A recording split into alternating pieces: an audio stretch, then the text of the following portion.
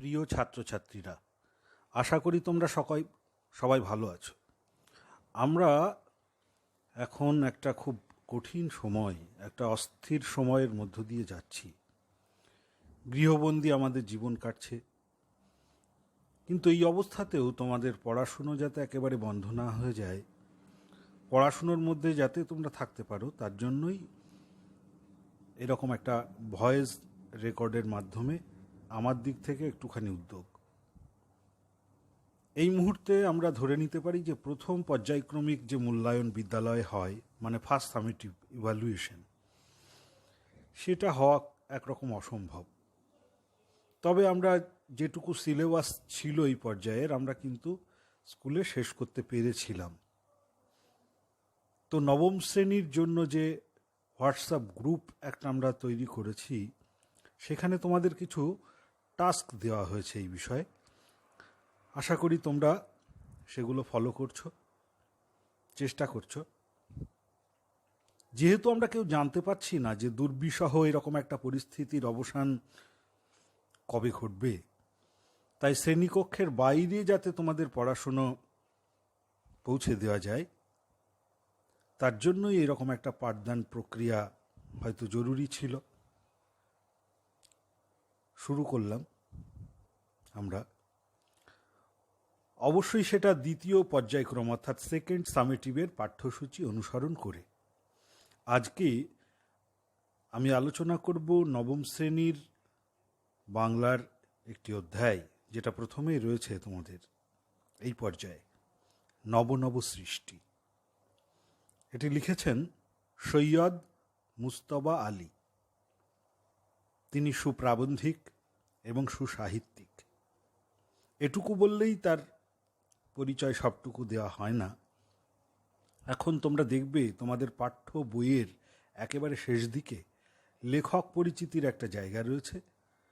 অবশ্য করে তোমরা কিন্তু সৈয়দ মুজতবা আলী সম্পর্কে একটু জেনে নেবে, ওই অংশটুকু পড়ে নেবে। আর বিশেষ করে বলবো, আমার এই ভয়েস ক্লিপ শুনবার আগে টেক্সটটা তোমরা খুব মনোযোগ দিয়ে বারবার পড়ে নেবে, তারপরে শুনবে।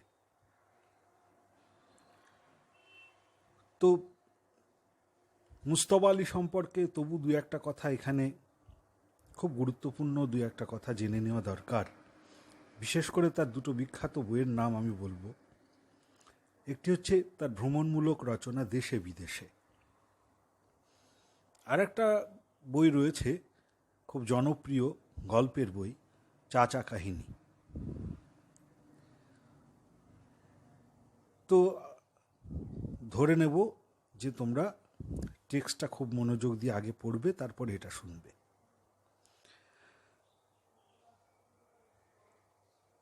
প্রসঙ্গত আমি আরও একবার মনে করিয়ে দিই, যেটা ক্লাসে প্রায়শ আমি বলে থাকি, যে সকলেই কবি নয়, কেউ কেউ কবি। আমরা এখন যেটা পড়ছি মুজতবা আলীর একটি প্রবন্ধ। তো যিনি প্রবন্ধ লেখেন তিনি প্রাবন্ধিক, যিনি উপন্যাস লেখেন ঔপন্যাসিক, গল্প লেখেন যিনি গল্পকার। তো সাহিত্যের এই বিভিন্ন যে শাখা প্রকরণ, এইগুলো সম্পর্কে আমাদের সচেতন থাকতে হবে, বিশেষ করে এটা যখন নবম শ্রেণী।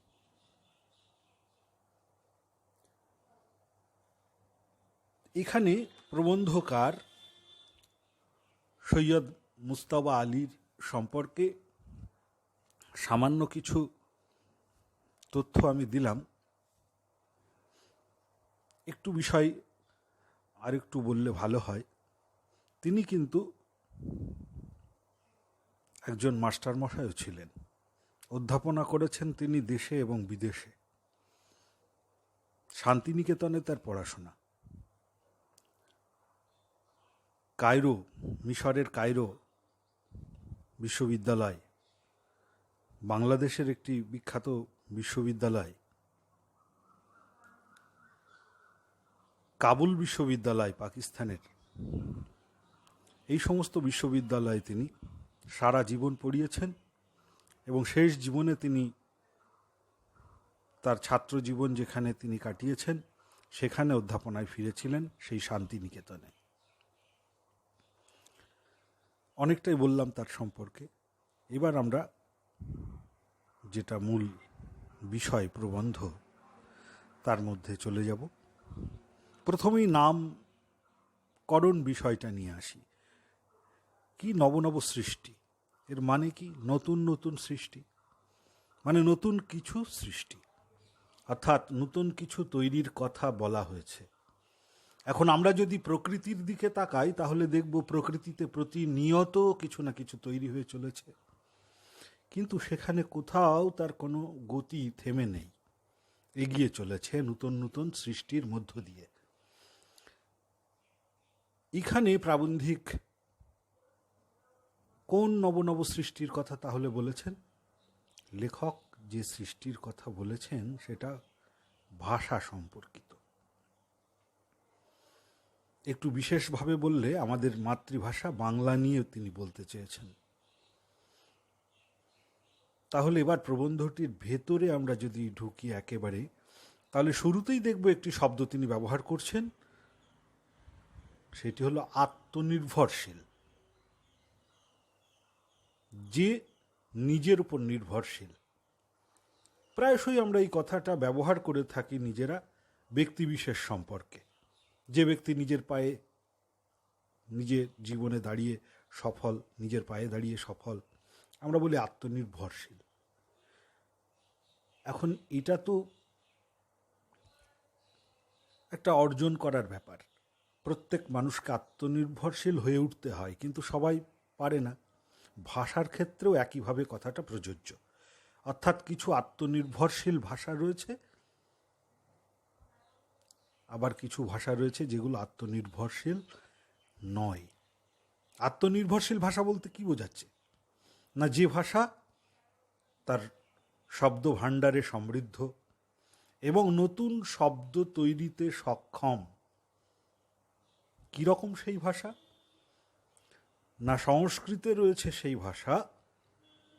সংস্কৃত সেরকম একটা ভাষা, যে ভাষায় রয়েছে অনেক শব্দ, প্রভূত শব্দ, বিপুল শব্দের ভাণ্ডার। শুধু তাই নয়, প্রয়োজন মতো এই ভাষা নতুন শব্দ তৈরি করে নিতে পারে।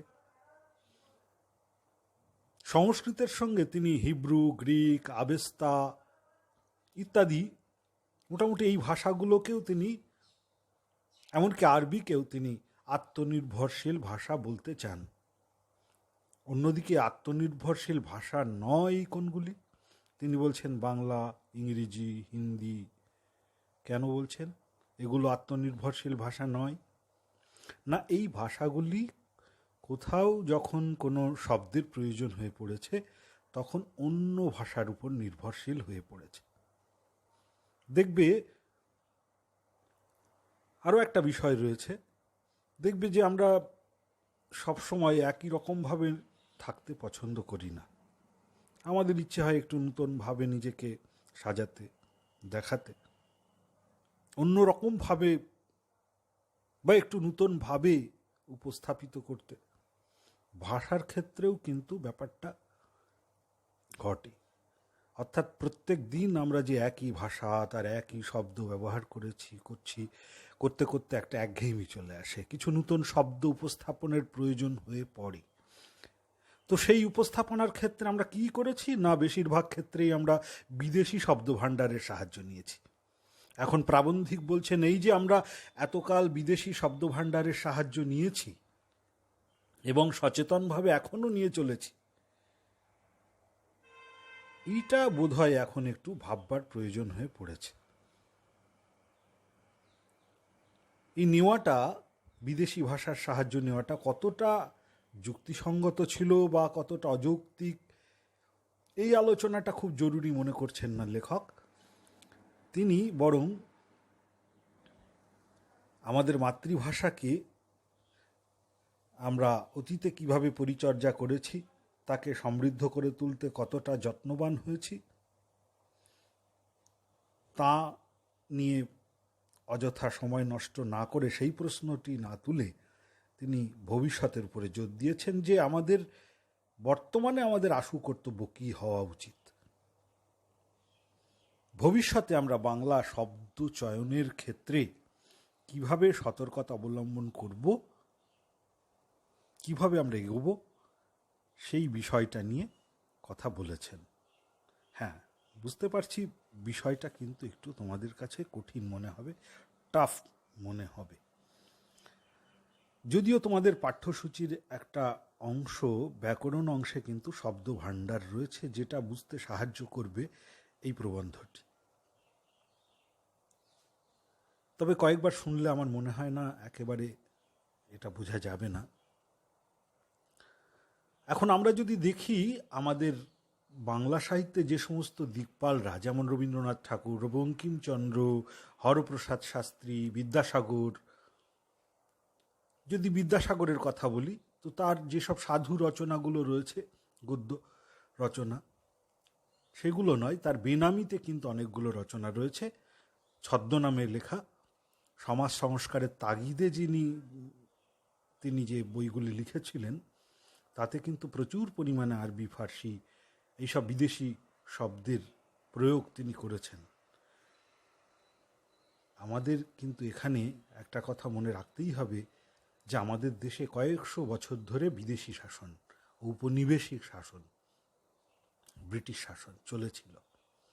এখন এই বিদেশি শাসকদের শাসন মানে তো এটা নয় যে রাজারা আসছেন, দখল করছেন রাজ্য, সাম্রাজ্য স্থাপন করছেন, কেউ কেউ লুটতরাজ করে ফিরে যাচ্ছেন কিংবা থেকে যাচ্ছেন।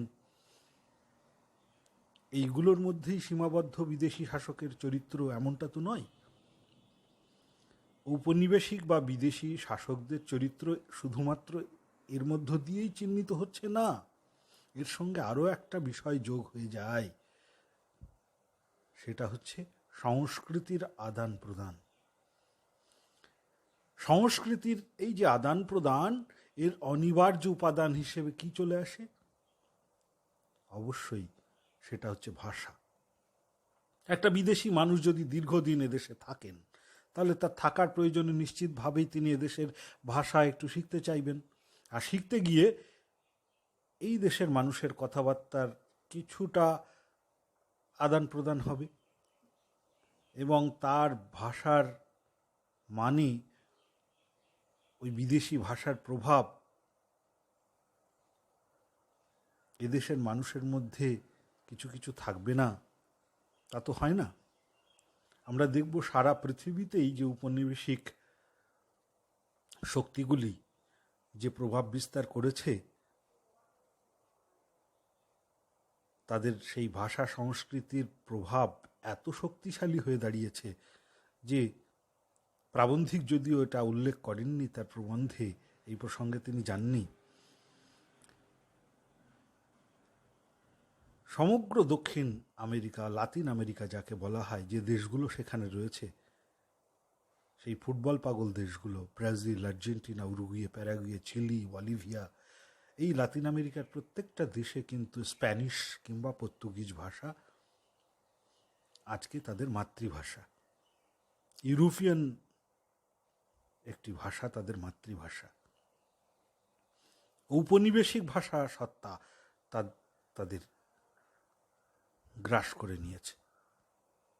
আমরা সেদিক থেকে খুবই ভাগ্যবান যে ভারতীয় ভাষা সংস্কৃতির অবলুপ্তি আমরা এখানে ঘটতে দিইনি। তো আমরা দেখব যে আমাদের এই ভাষার এতখানি গরিমা সত্ত্বেও আমরা যখন নূতন শব্দ আমাদের প্রয়োজন হয়ে পড়েছে, সমস্ত ভারতীয় যে ভাষা এখন প্রচলিত তার মধ্যে কিন্তু